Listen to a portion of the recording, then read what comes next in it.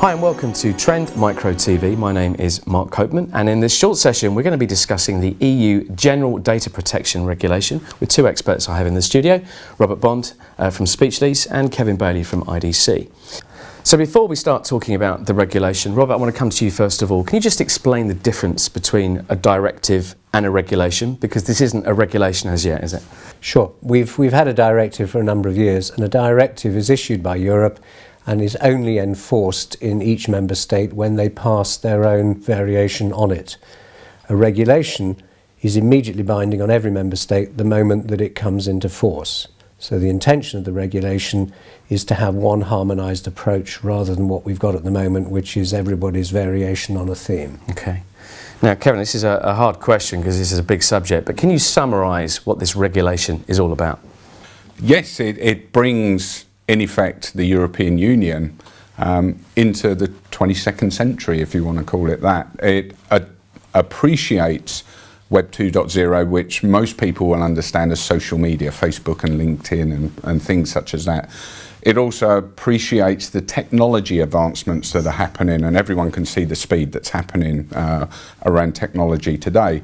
And finally, globalization. The fact that I can move a piece of data around the world from UK to Australia in less than a second, it's got to be looked at.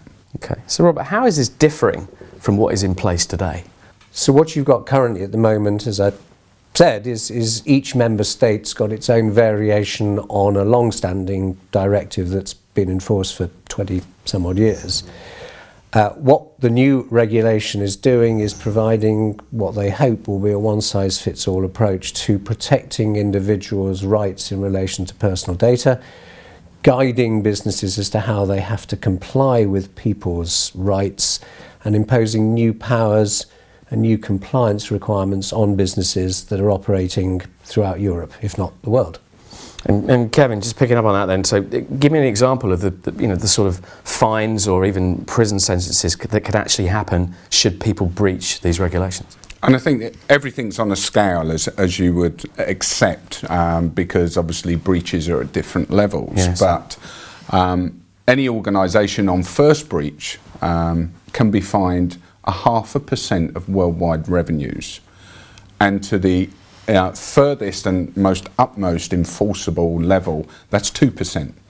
2% doesn't sound a lot, but think about a merchant bank, a healthcare company that may turn over $10 to $50 billion a year, and this is turnover, this is not profit. Take 2% of that. That hurts people. That'll hurt their share prices, their employers, and the business and the brand reputation as well. Sure. We don't know yet about prison sentences. Understand that if you're dealing with somebody's data and you fraudulently use it for a purpose it was not intended for, then that comes under many regulations that exist today that are criminal regulations. So the two could quite happily harmonise together. And Robert, give me some examples of the sorts of potential data breaches that might happen, and where these sorts of fines might kick in.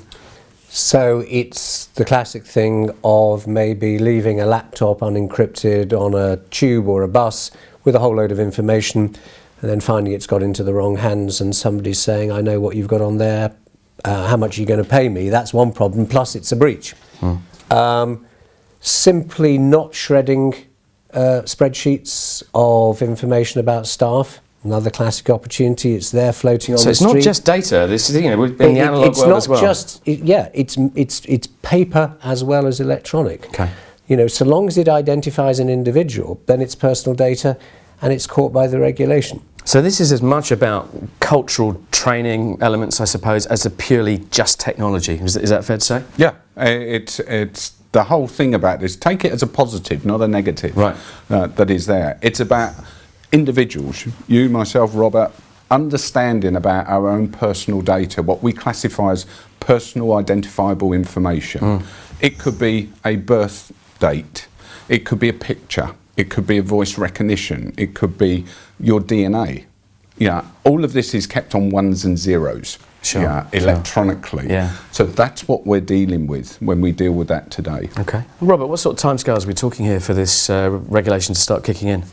So it's still being debated. There's over 3,000 changes being requested by various businesses, politicians and so on to the regulation, but I expect that it will be pushed through possibly by the end of the Irish presidency, so by the summer. It's then got to go through Parliament. It'll probably be passed in effect by the end of this year. So beginning of 2014, it then has a lead-in period before it comes into force. Everybody normally thinks it's 2 years. So you'd be looking at 2016. But there's nothing in the regulation that says it has to be 2 years. It could be shorter. So even if there's an overrun in the debate about the actual fine-tuning of the content, I still personally think we're going to see it by early 2016. That's not a long time away for many businesses. Exactly. And briefly, Kevin, does that mean people have to start acting now? You've got to. Anecdotally, think about the Olympics. We won the Olympics in 2005 and 2012 it happened. That was last year. What we're going to do this summer. If you think about this from a technology standpoint, and technology moves so fast, people can't afford to wait. They can't think that I will deal with it when it comes out, when the regulation gets enforced. They need to start dealing with that today. Many organisations believe they are, but because the ratification hasn't happened, you don't know the finer print yet. So a large amount of generic work needs to happen right from the outset, and that covers everyone, whether or not you're a small organisation classed as an SMB, or you're an enterprise, a large corporate company. You need to be taking notice of this. You need to start employing the right people, understanding the visibility of who's got responsibility of this, from HR officers, operations people, IT people, facilities people, contracts. This will all affect all of those, not just bits and bytes and numbers. Wise words, gentlemen. Thank you very much indeed for joining me. Also on this page you'll find 2 other videos with both Robert and Kevin where we discuss some of the practical steps that you can take to prevent data breaches and also to become compliant with this regulation. Thanks for watching.